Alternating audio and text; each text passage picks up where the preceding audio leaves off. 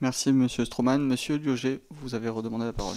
Oui, merci. Je voulais faire une intervention concernant la question de la politique générale qui est la nôtre, suivie depuis que nous sommes au pouvoir et proposée par le gouvernement. C'est un passage de l'aide à la personne à l'aide à la pierre. On l'a répété plusieurs fois. Effectivement, la baisse des APL, qui correspond d'ailleurs à une baisse des loyers qui est demandée, est compensée par une aide à la pierre qui est donnée par notamment Action Logement et la Caisse des dépôts et consignations.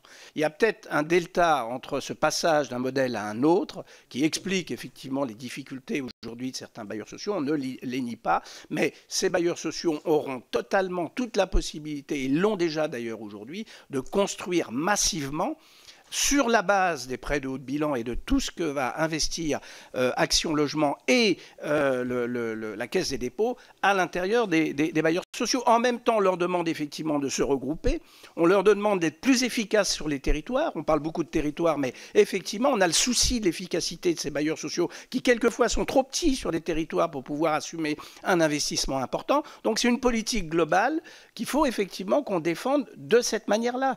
Après, on peut dire, on peut regretter la question des APL, mais c'est un passage, une transition. Je suis désolé, et c'est dommage que nos collègues communistes soient plus là, mais j'ai fait un débat sur France Inter avec Yann Brossa, l'élu communiste de Paris, qui était complètement d'accord avec ce modèle. Effectivement, eux aussi réclament un passage de l'aide à la personne à l'aide à la pierre qui semble beaucoup plus cohérent. Malheureusement, j'ai qu'une minute, donc je ne pourrais pas un peu plus développer tout ça.